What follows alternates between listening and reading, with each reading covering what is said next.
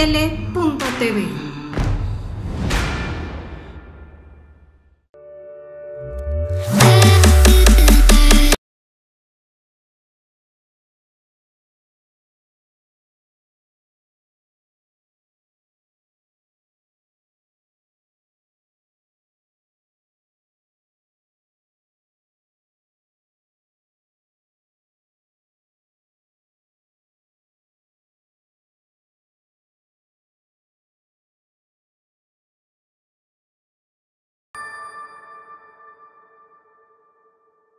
Hola amigos de En Tus Propias Palabras, soy Alejandro Ruiz y el día de hoy tenemos un súper invitado, porque muchos hemos sido influenciados con su trayectoria, con su música, pero sobre todo con su innovación en música, simple y sencillamente. Es creativo, es Os de León. Ya me encantaría decir más cosas, pero Os, yo creo que así está mejor, ¿no? Muchas gracias por recibirme. Antes que nada, feliz cumpleaños. Sé que es tu Gracias. diablo hoy. Y Sí, sí, sí. no, encantado de platicar con ustedes. Y ve nada más el regalazo que me da la vida con tu entrevista. ¿Qué puedo pedir? Igual a mí, gracias.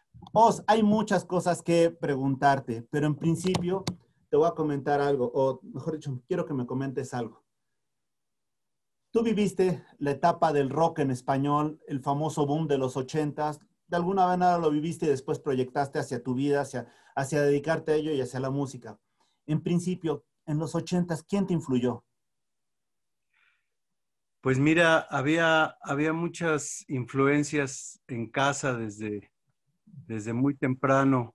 Por un lado, en el rock and roll, pues toda la ola inglesa, todo el sonido Motown y también toda la trova latinoamericana, el son cubano. Digo, tuve la fortuna de tener oídos para todo y de que todo estaba como que al alcance de la mano, sobre todo en la casa, porque se oía mucha música y muy diversa. Pero tengo una duda, ¿quién en tu casa influye para que tú te dediques a esto?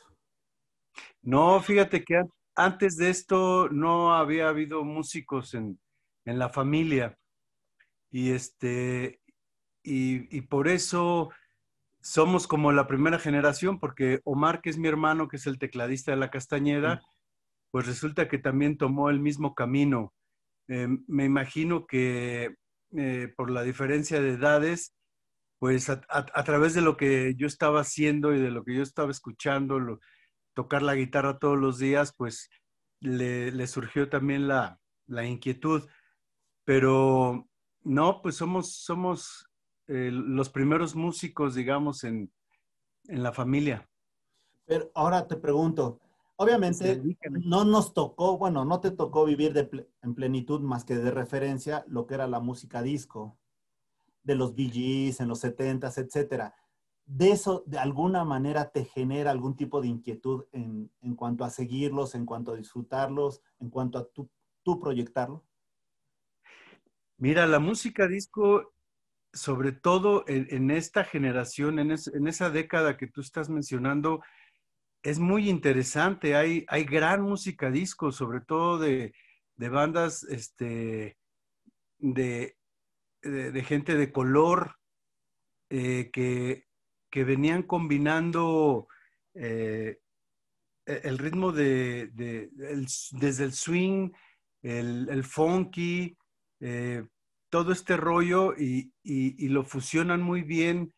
Y cuando surge la música disco, pues también es algo de lo cual nosotros vivimos. Tenemos grandes rolas ahí que son parte del soundtrack de nuestra vida, porque por un lado se tocaba rock and roll, pero por otro lado la música disco llegó durísimo y fue todo una influencia, toda una época, incluso de las discos, que bueno, yo no asistía a bailar a las discos, pero discos de música, disco, yo sí escuché bastante. Bueno, y aparte el radio estaba plagado de eso en esos tiempos. Y en aquel entonces o escuchabas la radio o escuchabas los acetatos o los cassettes que tenías en casa, ¿no? Entonces, de alguna manera, es una penetración cultural natural que vivimos en la década de los setentas. Y te acuerdas que de alguna manera estaba la música en ese momento fresa de los Bee Gees, pero también estaba Earth, Wind and Fire, Comodoros, Aretha Franklin, y de repente la mixtura es lo que de repente descubren los setentas, explotan los setentas, ¿no? Sí, sí, uy, Erwin and Fire es la banda ícono, yo creo, de todo eso, pero no sé si recuerdas a los Ohio Players, a Harold Melvin en las notas azules. Digo, había una gran diversidad de bandas y eran trabajos musicales y de producción fantásticos. Y los Bee Gees, es que, bueno, hablando de los Bee Gees, ¿no? Que digamos que son los blancos de la música disco con bandas como KC and the Sunshine Band o este tipo de, pues también eran, eran del mainstream y eso no lo podías evitar porque se escuchaba en todos lados todo el tiempo. Pero aparte es muy buena música, no por ser música disco es mala, ¿no? Que ahora sí, de repente vemos cosas que valen la pena y que no, pero antes hablaras del género que hablaras, la calidad musical interpretativa y las innovaciones en la producción musical siguen siendo referencia de la música actual. Y si te das cuenta realmente, digo, hablo de los setentas porque aquí en México fue como, de alguna manera, el rock era suburbano, ¿no? O sea, ni siquiera era considerado. Eran las baladas, etcétera. Quizá la rola más tocada al día de hoy para mí en México de rock en español es Tus Ojos de Rafa Costa, que acaba de cumplir 60 años, pero si te das cuenta no era la gran cosa. Y en los 70 realmente era muy poco. Quizá los que podemos recordar un poco es de La Bandarazo, Batis, Chuck Moll con Jorge Reyes, pero era muy poco y nos toca de repente llegar al 80 y el boom del rock en español, ¿no? Sí, mira, antes, los setentas, la época disco, pues eh, el rock era como el patito feo, como, más o menos, ¿no? Se tocaba en los hoyos funkies, había dos tipos de rock en español. El rock and roll que escuchamos desde siempre con César Costa, Angélica María, que prácticamente eran covers gringos traducidos al español, pero estas bandas que mencionas, ¿no? Como los legendarios Chuck Moll, pero pues, la Revolución de Emiliano Zapata, Bandido, el Tri, ya estaba Alex Lora, pues ya estaba haciendo escándalos.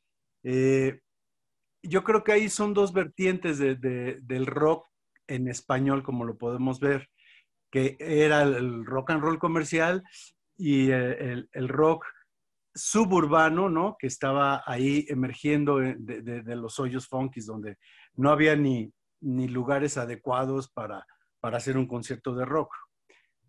Entonces, eso de repente sale a la superficie y en los 80s, bolas. Claro. Las disqueras se dan cuenta que hay un mercado cautivo para este tipo de música y de ahí ya lo demás es historia porque empieza el movimiento de rock en tu idioma, com rock también, y luego pues ya surge el sello Culebra de donde ahí venimos muchísimas bandas de rock pues que sacamos nuestras primeras producciones a finales de los 80s.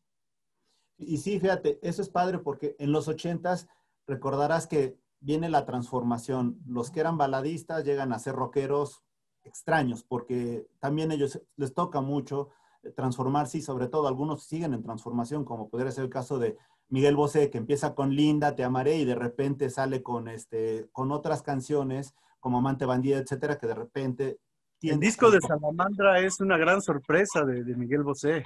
claro.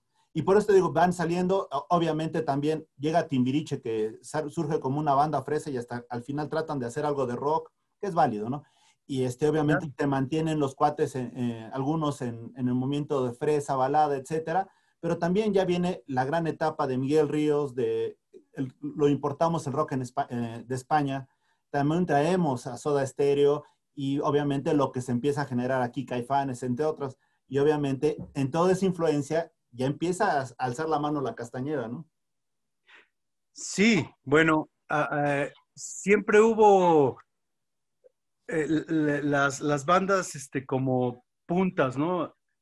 Creo que en América Latina el hecho de que Soda salga de Argentina y haga una gira tan extensa para llegar hasta México, en donde creo que explotan más que en su propio país. La ola también española, pues vienen un poco, son artistas que vienen un poco también como de entre el canto nuevo y el rock and roll, porque también tienen como una evolución en donde terminan haciendo rock, ¿no? O tomando el sonido del rock and roll para sus temas. Y sí, ahí es donde aquí en México los Caifas, sobre todo, ¿no? BMG fue, creo, la disquera transnacional que más apostó en este sentido, porque en ese entonces de Caifanes, pues ya estaba Neón con su Papareo, Ujú. eh, los amigos de Fobia, increíble banda que me encantan, y ya veníamos atrás, estábamos ya tocando en Los Hoyos, pues ya estábamos bandas como Café Tacuba, Maldita Vecindad, Caifanes, perdone, eh, Ya Jaguares, ¿no? no, no, bueno, ya estábamos tocando, incluso hacíamos cartel con estas bandas. En ese entonces en Rocotitlán, pues te comprabas una chela y entrabas a ver a tres bandas en una noche y esas tres bandas podían ser Caifanes, Maldita y La Castañeda. Y Sí. eso lo veías aquí de cerca con el consumo de una cerveza, ¿no? Entonces se empiezan a abrir los foros como la Cumbancha, como el Rockstock, como la Diabla, y ya el movimiento se empieza a gestar y entonces por ahí alzamos la mano Santa Sabina, la Cuca, la Lupita, la Castañeda y se viene una ola súper rica, súper original, porque en ese entonces cada banda tenía una esencia, tenía una estética muy, muy personal, éramos muy propositivos con nuestros eh, conciertos y con nuestras temáticas. Y bueno, es una época que hasta ahora no se ha repetido, desgraciadamente. Y recordarás que también se viven cosas raras, ¿no? Porque de repente en los lugares donde tocaban ustedes también no era lejos escuchar la música de Betsy Pecanis o esta Cecilia Toussaint. De repente decías, bueno, es blues, es rock o de qué se trata, pero entre todas esas, no me refiero en un lugar expresamente, sino se empieza a dar esa combinación, ¿no? De todos los ritmos que están emergiendo con mexicanos cantando en español. Y eso es algo verdaderamente impresionante. Y además algo que también vimos y disfrutamos es cuando Radio 590, La Pantera se transforma en Espacio 59 y es una estación completa de música mexicana. Y con eso viene también Víctor Manuel Luján en FM, se me fue la estación, pero vienen las cosas muy padres. Y curiosamente también se da el boom de los artistas que vienen a México ya no en forma clandestina, porque hay conciertos en Rod Stewart, en el Azteca, etcétera, pero ya se está abriendo ya la importación de grupos y cantantes y ya no era tanto como tenerlos en ciertos lugares restringidos, como fue cuando llegó John Mayall en los 70s, que al finales de los 70s que todo estaba medio restringido y lo ponían en lugares donde no pudieran hacer destrozos, ¿no? Eso es padre. Hijo, esa época de esos conciertos son de veras conciertos caóticos, porque no había la infraestructura, los organizadores no tenían las facilidades ni los permisos adecuados. Yo me acuerdo cuando vino John Mayall, Joe Cocker aquí, lo que fue el Toreo de Cuatro Caminos, ese concierto de Rod Stewart que se hizo en Querétaro incluso, porque no lo pudieron meter a la Ciudad de México y todos los que acudieron ahí a Querétaro, bueno, pues vivieron los empujones, los aplastones, los portazos. No sé si recuerdes cuando vino Queen, que tuvieron que Claro. sacarlo a un estadio de Puebla, que pues yo afortunadamente me lancé hasta allá a verlos, pero también era muy, muy chistoso el comportamiento de la gente, de la tribu mexicana ante estas grandes estrellas internacionales era, pues no era muy adecuado, la verdad. Yo, por ejemplo, en el concierto de Queen, vi gente arrancar el pasto de la cancha para aventárselo a Brian May cuando estaba haciendo un solo, y esto no era una agresión, esto era como decirle, me encanta lo que estás haciendo, ¿no? Y volaban las caguamas y cosas de ese tipo. Entonces, ahí hubo como que parar y cómo reestructurar, porque no era tanto la gente como las condiciones en esos espectáculos internacionales, pues no estaba funcionando como ahora lo vemos, ¿no? No existía OCESA, por ejemplo, ¿no? Ni estos lugares con el equipo adecuado, con la seguridad y también empezamos a acostumbrarnos a ver buenos conciertos y nos empezamos como a portar bien, porque antes era una catarsis, ¿no? De no tener nada, de repente ver a estos íconos que llegaban, la gente se volvía loca. Con relación a lo que decías, fíjate que cuando yo empezaba a componer y a juntarme con amigos para hacer la banda, ¿no? Yo acudía mucho a los lugares como el Foro Helénico, a la Carpa Geodésica y a otros teatros también de gobierno, a ver precisamente a Betsy, a Cecilia Arpía, a Guillermo Briseño, que era para mí impresionante, ¿no? Y habían grupos antes de nosotros que ya habían forjado un camino, que ya habían hecho, incluso ya habían grabado discos, pero que todavía no explotaba. Pero creo que nosotros caminamos también encima de este camino que forjaron una generación antes de nosotros, bandas antes de nosotros, artistas como estos que mencionas. Y recordarás, por ejemplo, la revolución de Emiliano Zapata fueron de los que surgieron en los 70, finales de los 70 y todo, pero realmente su canción, ícono, que es mi forma de sentir, realmente se populariza hasta el 2000, que lo hacen desafortunadamente en una balada Pedro Fernández. Desafortunadamente porque no es en el ritmo original, pero bueno, es aceptable porque al final se sigue dando a conocer. Y digo, son cosas que suceden. Ahora te pregunto, dentro de esta influencia de grupos españoles, llámese alguien que para mí no es rock, pero bueno, Mecano, que es como balada pop, Miguel Ríos, el maestro, la Orquesta Mondragón, Duncan, bueno, Duncan más hacia finales, pero de todos esos, con los que vienen de Argentina, que es ¿cómo se llama? Cualquiera Soda de... Stereo y Radio Futura creo que son los dos Y en Charlie España y en García. Argentina. Y el maestro Sí, Charly García, que realmente no lo conocemos a él más que por algunas cosas, pero su música la trae Miguel Ríos, la traen muchos en México y de alguna sí. manera también viene el PUM, ¿no? En ese sentido, de ellos, de los argentinos y de los españoles, porque creo que realmente los demás fue minúscula su presencia. ¿De quién te quedaste cosas? ¿De quién le aprendiste? Mira, a mí me gusta mucho Fito Páez y Charlie, porque yo los escuchaba antes de conocer a Soda Stereo. Claro.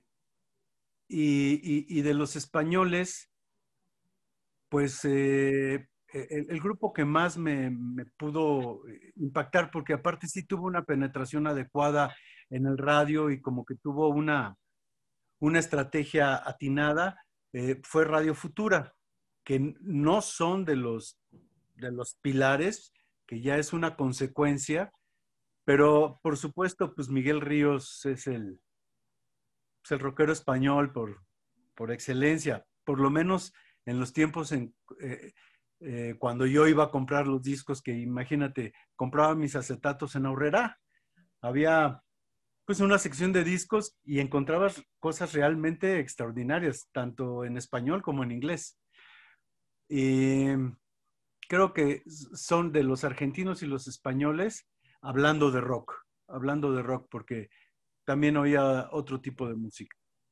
Perdón, te está mandando, me imagino que es amigo tuyo porque me dice que te manda un abrazo, Diego Copuchán de Vilma Palma y baterista ahorita de Vista Point, que está aquí en México y es compañero nuestro, me está diciendo, por favor, salúdame a Oz. ya nos hemos... Claro, un gran abrazo.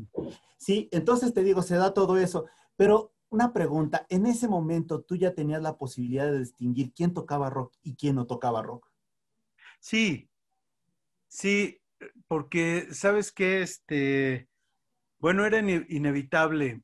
Lo que más escuchaba pues era a los Rolling Stones, a The Who, a Jimi Hendrix, o sea, eh, el, el rock anglosajón era lo que más consumía. Pues, oír discos de Led Zeppelin o de Black Sabbath o no sé, o sea, es que, y luego de los progresivos, empezabas a oír los primeros discos de Genesis, de Emerson, Lake and Palmer, Pink Floyd. Ese era digamos que ese era mi mundo. Aunque yo, pues, como mexicano y como latinoamericano tenía que adaptarme al idioma español, pero pues siempre el rock fue, su idioma oficial, pues es el inglés. Pero yo, mi sueño de agarrar una guitarra eléctrica, pisar el distorsionador y ¡pam! Decir, ya llegué a donde quería, pues la referencia sí viene de los grupos ingleses y gringos. Ahora bien, ¿en qué año realmente ya surge la Castañeda como una agrupación musical rock fuerte? Pues mira, nos bautizamos o nos bautizaron porque nosotros no pusimos ese nombre en el año de 89. Y esto fue un amigo que estaba presenciando un ensayo de nosotros y en un momento que tuvimos una discusión así medio acalorada, a lo lejos volteó y nos volteó a ver y dijo, no, es que esto es estampa como para la Castañeda. Y bolas, ahí fue donde a ninguno de nosotros se nos ocurrió ese nombre. Él fue el que sin querer, nos bautizó. Empezamos a investigar al antiguo manicomio de la Castañeda y dijimos, bueno, pues esto es lo que estábamos buscando. No nada más un nombre, sino un concepto para desarrollar y que daba para muchas inquietudes que nosotros teníamos porque, bueno, mi hermano y yo ya habíamos trabajado en grupos de teatro independiente, musicalizando, tocando en vivo en obras de teatro. Entonces había inquietudes de fusionar la música con otras disciplinas artísticas como la danza, el performance y que en aquel entonces era algo rarísimo, no se usaba, ¿no? Y también queríamos un poco romper el estereotipo del rockero, de cuero negro, de pelo largo, y ser de la Castañeda, pues implicaba, en primera, pues estar pelón, ¿no? Que va contra toda estética del rock.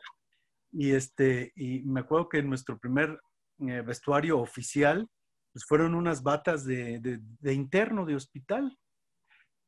Y cuando salimos a tocar así, pues la verdad es que la gente se choqueó, dijo, ¿qué es esto? O sea, era bastante agresivo para la época. Y más que de repente los conciertos nosotros entrábamos por donde la gente estaba sentada y veníamos pegándole a tambos o cargando un excusado, por ejemplo, y así subíamos a irrumpir al escenario, agarrábamos los instrumentos y empezábamos a tocar. Y es que lo único que queríamos era ser congruentes con el nombre. Y si eres de la Castañeda, pues es que no puede ser normal. En esos momentos era muy difícil para ustedes ser televisados, porque realmente el control lo tenían, digo, programas como Siempre en Domingo, que tú sabes que no eran el formato aceptable, ¿no? No, Eran claro que no. otros artistas, el mismo Miguel Ríos, pero siempre muy controlados, ¿no? Ustedes eran Sí, distintos, de no, alguna no, no distintos, éramos la antítesis de por eso, eso. eran irreverentes, perdón. Entonces, Sí, para claro. Televisa eran irrelevantes porque realmente era la que controlaba los medios. Sí. Pero, curiosamente, a pesar de que de alguna manera los restringen de los medios de comunicación, ustedes pasan de boca a boca. Van pasando sus canciones, van pasando sus movimientos. ¿Cómo sucede eso? Pues mira, fuimos una banda que no se esperó a ser descubierta, digamos, empezamos a provocar nuestros conciertos, hacíamos nuestros flyers, los salíamos a pegar en la noche, veíamos foros para tocar, conseguíamos equipo con gente que empezábamos a conocer. Estábamos nosotros ya haciendo el trabajo de hormiga, como tú dices, y, pues llegó el momento en que acudía mucha gente a vernos a estos lugares del Rockstock, del Look, del Rocotitlán, en algunos teatros también del Seguro Social se daban conciertos de rock como para, era el premio, ¿no? Como para los chavos rockeros que se portaban mal. Y nosotros íbamos a todos lados a tocar, pero en todos lugares poníamos como un extra, ¿no? Queríamos que la tocada, que el show fuera algo, que fuera una pócimas para impactar bien a la gente que nos viera. Y a raíz de esto también nosotros tuvimos estábamos tocando en una casa de cultura acá en el Naucali, en Naucalpan, y ahí nos vio un programador eh, austriaco, y él era programador del Festival del Río Danubio. O sea, el Festival de Viena, que es, bueno, pues un festival importante, como un Cervantino que hay aquí en México, pero allá, donde hay grupos de teatro, de danza, de música, de todo, y es un festival que dura 2 semanas. Nos vio y dijo, ustedes tienen que ir a ese festival. Y fue nuestra primera salida, o sea, realmente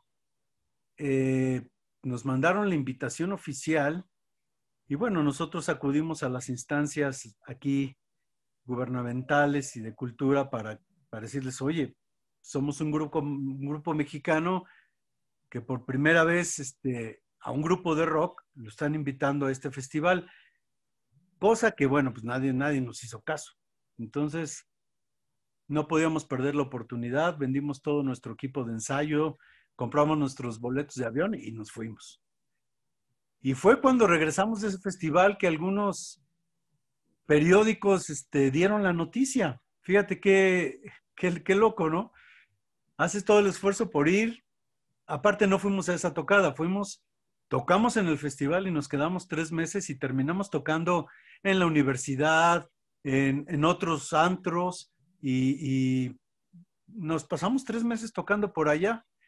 Cuando regresamos nos dimos cuenta de algunos periodicazos y de algunas cosas que se habían filtrado, porque bueno, en ese entonces la comunicación no es como ahora de que desde tu celular mandas santo y seña de lo que estás haciendo, en donde estés haciéndolo, ¿no? Y ahí es donde como que empezamos a tener un nombre, ya un currículum, ya una salida al extranjero, pero mucho más de eso que ya habíamos representado a México en un festival internacional, ¿no? Cosa que pues muchas veces no sucedía con todos estos artistas que tocaban en Siempre en Domingo. Y luego, y de la misma manera, nos fuimos a Tijuana a hacer unas tocadas allá con el grupo de Tijuana No, que son amigos de nosotros por allá. Nos saltamos a Los Ángeles y hicimos un tocadón, padrísimo, porque era una cosa extraña, era un restaurante chino en el día, en la noche quitaban todo y todo el salón lo usaban para hacer conciertos, no había ni siquiera escenario. Y estaba en el este de Los Ángeles, o sea, donde todos los mexicanos y toda la banda habitaban. Y allá fue donde nos contactó Humberto Calderón, que era el jefe el director del sello Culebra en BMG. Y dijo, no, pues llegando a México hacemos una cita y nos vemos para platicar. Entonces, cuando ya firmamos con BMG y hacemos nuestro ya segundo disco, porque el primero ya lo habíamos grabado nosotros, porque era un requisito para acudir al Festival de Viena, pues ya empieza una carrera un poco más en forma, vamos a hacer discos ya a la ciudad de Los Ángeles, hacemos videos, entonces ya tu video pasa en Telehit y entramos a otra mecánica, pero todo eso sucedió porque nosotros andábamos ya dando lata y picando piedra por todos lados. Claro, mira, en ese momento realmente de dónde salían los grupos. Por excepción, Café Tacuba salió de la Guamas Capozalco de sus conciertos, Fobia salió del CUM de un concierto, pero de un concurso, pero ustedes eran de los que picaban piedra y estaban buscando lugares para tocar en donde fuera, ¿no? Hasta en los Sí, 15 años de la prima Chola, vamos para allá, lo que fuera. Pero poco a poco eso los llevó a perfilarse a ser hoy por hoy una banda icónica. Los 90, ¿qué tantas satisfacciones les dejaron en cuanto a publicidad, en cuanto a contenido de definirse ustedes en su sello musical? Pero lo más importante, ¿qué tanta influencia empezaron a tener en el rock mexicano, en el movimiento musical en Latinoamérica? pues mira, ya, pues cuando te ponen en los reflectores, pues es cuando empieza tu trabajo a permear y a darse a conocer. Y sí, la verdad, tuvimos una respuesta eh, muy grata porque se empezaron a llegar invitaciones a conciertos importantes, hacíamos giras extensas, tratábamos de llevar la música a todos lados que se pudiera. Había plazas que eran muy seguras, pero también queríamos explorar plazas donde o no eran rockeras, donde no se oía mucho rock, también íbamos a, a que nos conocieran, a abrir un poco ahí la brecha para que el rock and roll de alguna manera tuviera cabida. Esto sobre todo en la provincia mexicana, ¿no? Pero bueno, creo que pues influimos yo creo que en el movimiento, porque lo que hacíamos nosotros lo estábamos haciendo todas las bandas de nuestra generación. Entonces fue como una fuerza conjunta la que hizo que explotara todo esto. Todas las bandas andábamos en lo mismo porque nos encontrábamos, porque hacíamos carteles juntos, porque intercambiábamos ideas, porque de repente tocábamos juntos, eh, teníamos amistades afines con integrantes de estas bandas contemporáneas.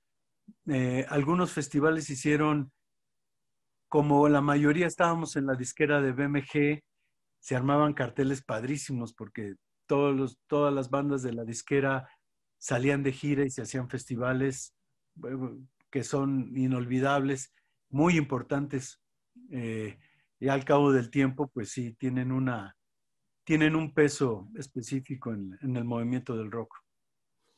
Y otra pregunta, en esos 90, ¿cómo podrías distinguir tu tipo de música en comparación a la que vimos en el 2010? Obviamente. Y obviamente en la actual, ¿no? ¿Qué tanto has evolucionado? ¿Qué tan camaleónico has sido? O sea, por ejemplo, muchas veces platicaban de Queen, que a Queen lo que le sorprendía más era su capacidad de reinventarse, ¿no?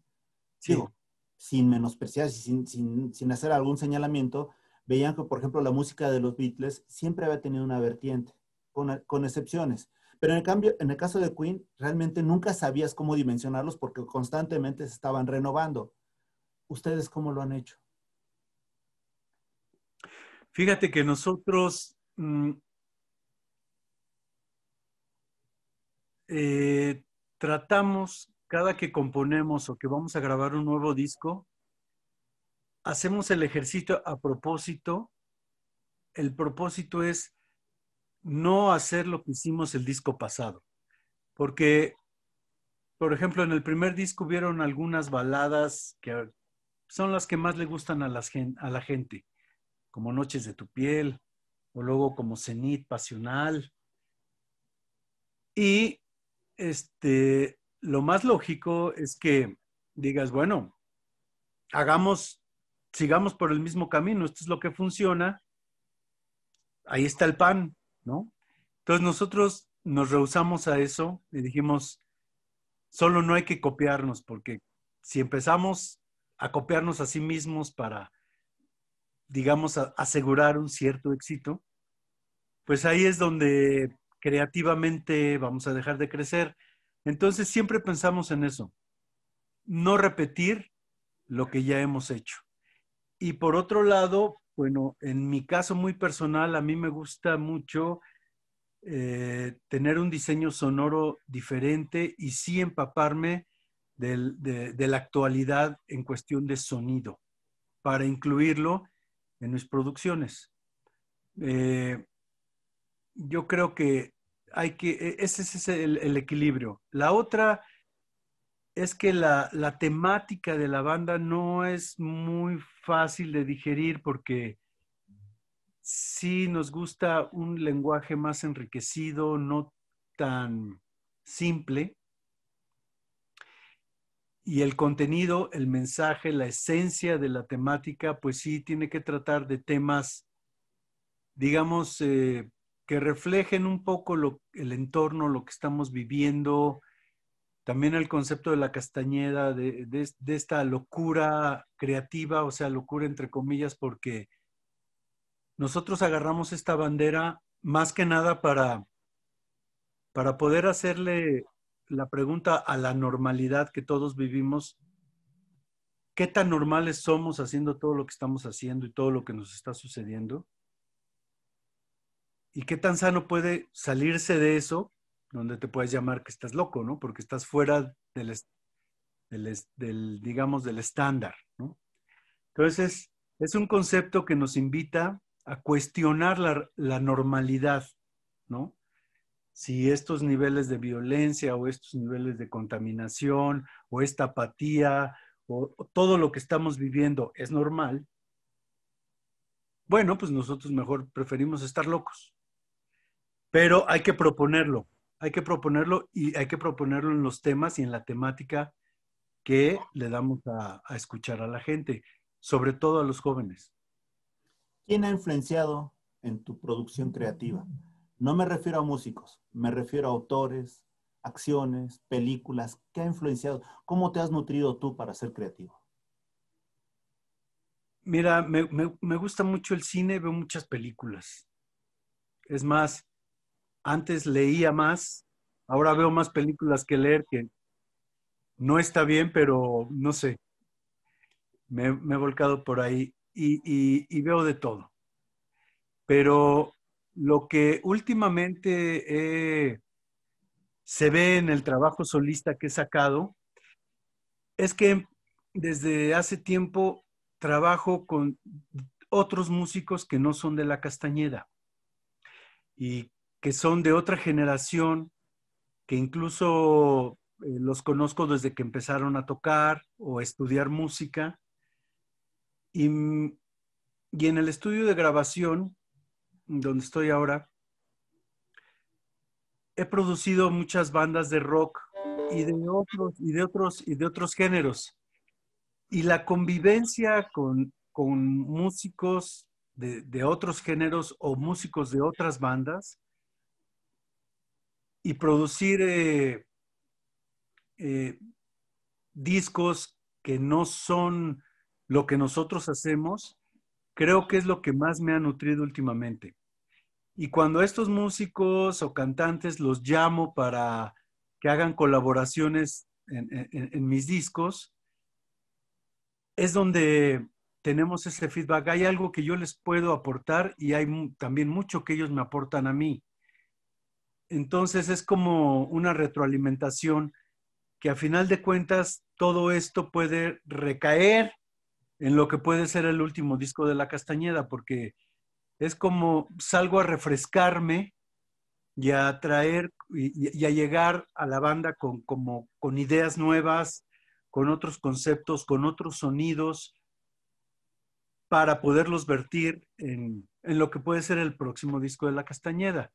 Esa es de la manera en que ahorita, pues principalmente es la mejor manera que he descubierto que me nutre para no estar repetitivo y no oxidarme en el ejercicio creativo. Ok, estamos hablando que la Castañeda ya está, ha estado en 4 décadas. Estamos, si lo quieres ver así, el próximo año entraremos a una nueva y si no, por lo Sí, pronto estaremos o ya estamos, dependiendo cómo lo quieras ver. Pero mi pregunta es, de los que arrancaron, de los que tuvieron la idea, ¿cuántos quedan? Somos tres. Somos ¿Siempre se han tres. mantenido? Salvador Moreno en la voz, Chavita. Omar de León, mi hermano, en los teclados y tu servidor en la guitarra. Y De el, los originales, pues ya no están, ya no están en la banda. Eh, eh, de todos, bueno, por supuesto que a mi hermano lo conocí mucho antes por obvias razones.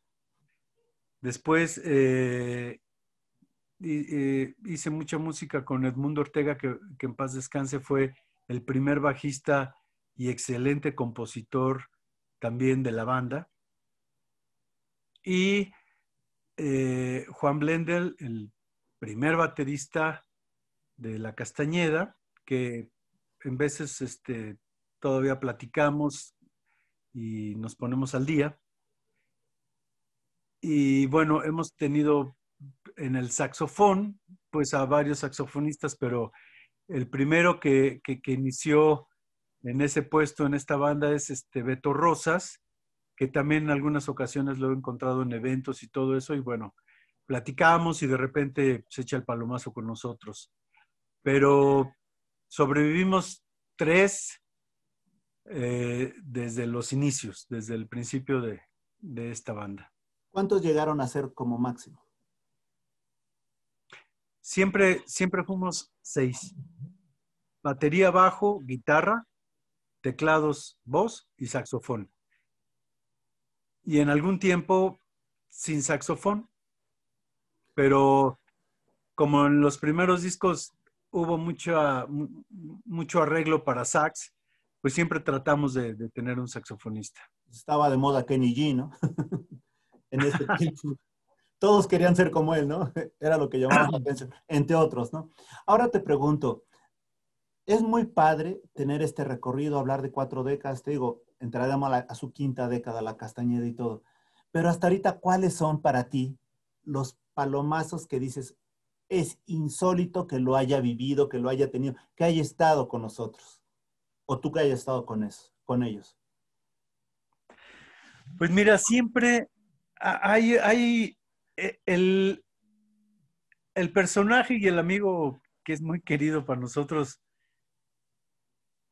sobre todo en los aniversarios, en los conciertos de aniversario que son largos y que echamos de toda la casa por la ventana. Ajá. Siempre volteas a la pierna del escenario y siempre está Sax de la maldita vecindad, listo, con el escenario para entrar a tocar con nosotros. Y es el palomazo oficial de la Castañeda, porque Sax es alguien que muy cercano a la banda y que pues nunca se ha perdido llegar a los aniversarios y tocar, porque él, de alguna manera le gusta estar en el escenario con nosotros. Entonces, digamos que ese es el palomazo oficial de la Castañeda. Mira, curiosamente, es que estoy recibiendo varias preguntas, por eso es que bajo la mirada de producción que me están diciendo. Aquí hay algo que nos llama la atención. Tú en tu trayectoria, de alguna vez, alguna manera, te vislumbraste en otro tipo de música. Es decir, imagínate que tenemos aquí como Harry Potter una bolita. ¿Te hubiera gustado, por ejemplo, en esta esfera, en esta, que te cumpliera un deseo, estar, por ejemplo, en una banda como Timbiriche o en estar en un grupo como Menudo? ¿Te hubiera gustado eso? ¿O te hubiera gustado estar en un grupo de trova, 100% de trova? ¿O, o qué de plano hubieras dicho? ¿Sabes qué? Esto jamás lo hubiera hecho, pero me hubiera gustado al menos sentir esa sensación. Pues mira, a los 12 13 años tocaba folclore, estaba en un grupo infantil de folclore andino. Entonces eso digamos que pasé por ahí. También toqué trova porque estuvo de moda mucho tiempo. Pero no, pues yo lo que nunca haría, yo creo que sería eh, reggaetón o formar parte de una de estas bandas de alientos que están ahora muy de moda, porque me revientan los oídos, me resulta muy estridente.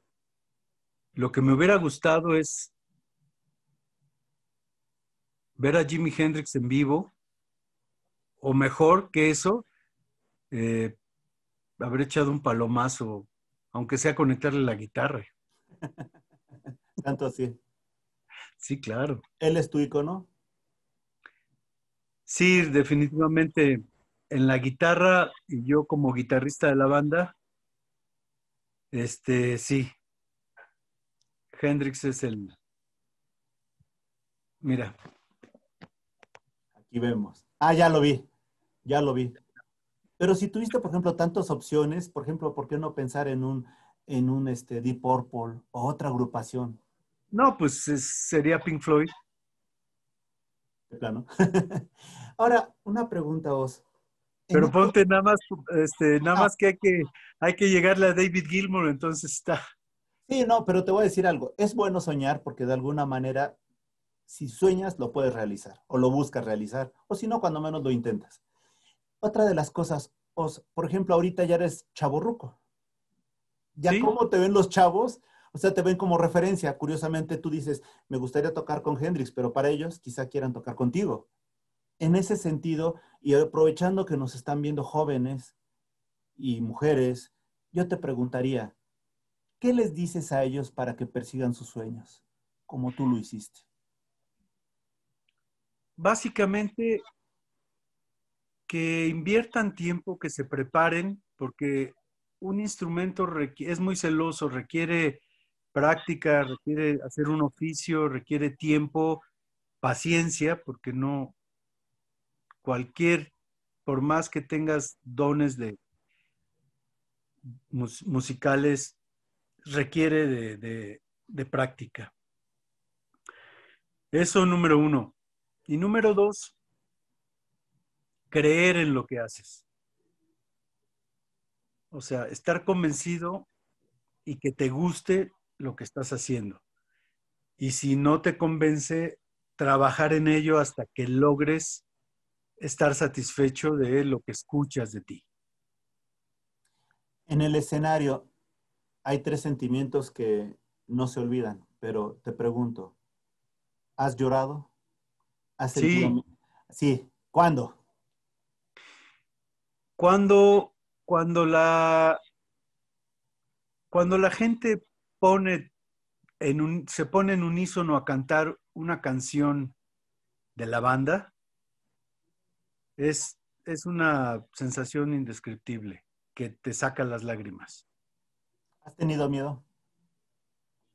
Sí, hay un nervio muy especial antes de salir a tocar y en cualquier tocada, ya sea en los años donde tocábamos en bares, en antritos o en festivales gigantes con miles de personas ahí enfrente, hay un nervio que se asemeja al miedo, pero más bien es como un nervio que recorre tu cuerpo, ¿no? Es un rush muy especial.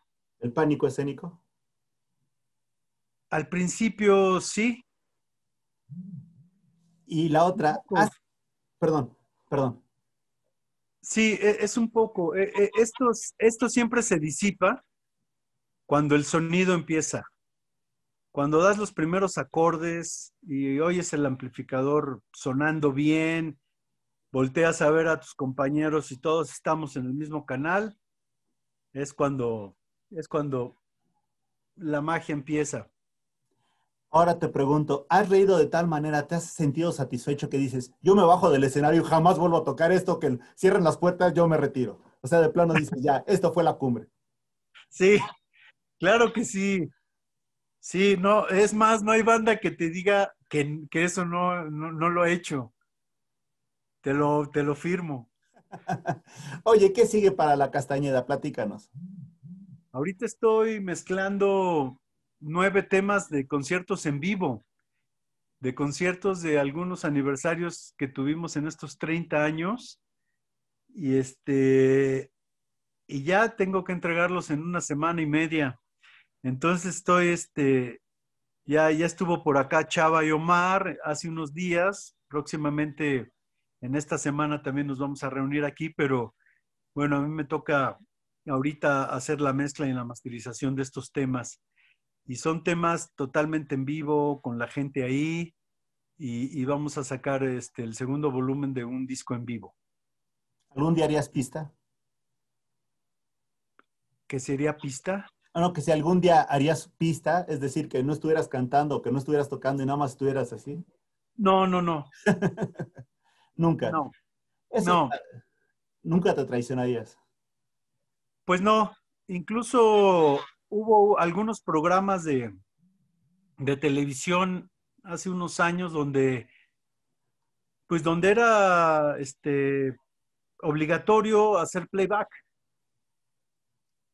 y, y siempre tratamos de, pues de sacar la cosa en vivo, sí, pero no, nosotros, no, pues es que no, Ni pensarlo. no, no, no, no, no se nos da eso, por Perfecto. más, y luego también el sonido, sobre todo en televisión y todo eso, es muy difícil que salga bien al aire, pero siempre lo intentamos. Excelente. Yo nada más me quedan dos preguntas que hacerte. La primera, antes que nada, te agradezco muchísimo el detallazo. Gracias por esta entrevista. Gracias por mi regalo. Y aquí yo tengo dos preguntas que hacer. La primera, ¿en qué momento piensas tú, Oz, decir, hasta aquí llegué y retirarte? ¿Cuál sería tu jubilación más afortunada, proyectada? No por capacidad en que te vayas a perder capacidades, no, me refiero a que tú dirías, aquí ya y me dedico a hacer otra cosa, quizá organizar, etcétera, pero ya no música. No, yo creo que la música no la voy a poder dejar. A lo mejor dejo de tocar en vivo si es que un día pues ya las facultades no responden, pero afortunadamente tengo el estudio de grabación y siempre estoy metido aquí y esto me permite reinventarme, diversificarme dentro de la música. Entonces, pues hasta que el cuerpo aguante. Como dijera, bueno, que, como cantara Miguel Ríos, ¿no? Sí. Y por último, Os de León, en tus propias palabras, ¿quién eres? Soy el mismo Oz de León. No, soy un músico que no crea un personaje para subir al escenario. Digamos que en el escenario, honestamente, no soy muy dinámico, no me muevo mucho, trato de concentrarme en mi instrumento y en lo que tengo que hacer. O sea que no salgo de mí para subir a un escenario, sigo siendo yo, soy así arriba y abajo del escenario, siempre soy el mismo. Eh, a veces, a veces no es bueno porque el escenario requiere de otro tipo de actitud, entonces lo tengo que encontrar en mí mismo y hacer lo que más pueda. Pero bueno, afortunadamente por eso está Chava en el micrófono, porque él es lo histriónico por todos los demás. No, muchísimas gracias. Yo creo que aquí la gente que nos está viendo, sabes que se está dando cuenta de que de la persona que eres. Obviamente el músico ya lo conocen y por eso van a ver la entrevista, pero también es bueno conocer la otra parte, cómo eres. Y sobre todo, muchas veces nos vamos con la figura que vemos en una pantalla, en un escenario, de lo que leemos, de sus canciones, etcétera, pero es difícil tener este tipo de acercamiento. Muchísimas gracias. La verdad es que me quedo muy contento de haberte entrevistado. De alguna manera también te envidio porque fue la parte del otro lado que tú viviste. Tú hacías música, yo lo seguía y eso es padre. Dices, qué padre que ahorita de alguna manera estamos complementando un sueño, ¿no? El mío. Y por último, yo nada más te pediría un favor. Para todas las personas que en un momento dado están enfrentando ahorita una situación difícil, llámese que por esta pandemia, muchos, han perdido ciertas ilusiones, se están viendo comprometidos.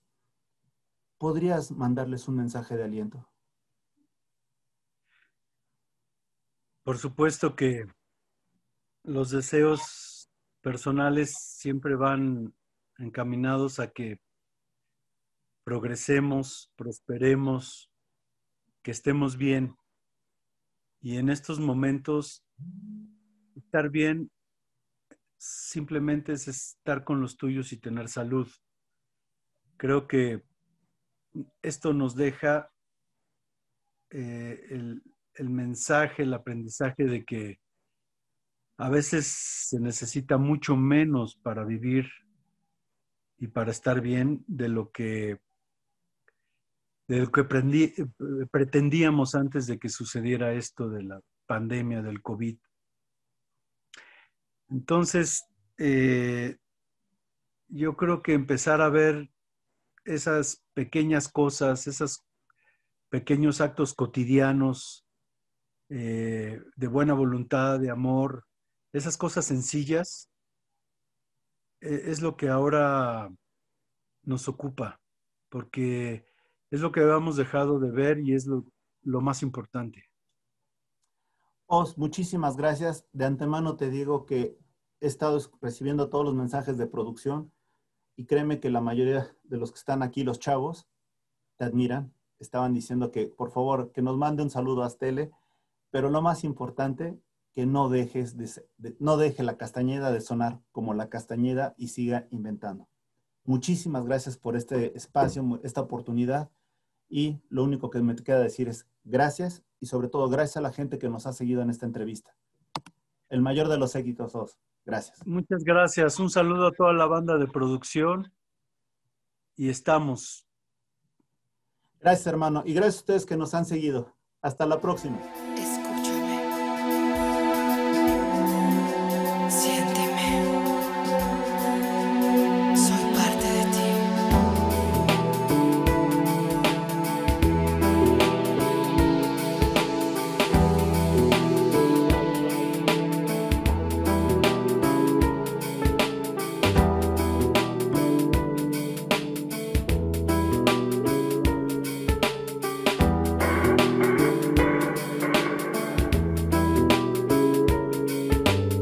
Soy la suave brisa, soy la auténtica luna azul que ilumina tu sueño y que te invita a jugar junto a mí.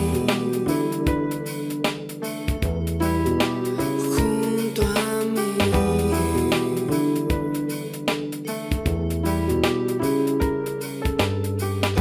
La noche es perfecta. Mis caricias son para ti, mi sentido está abierto, soñemos, juguemos sensualidad.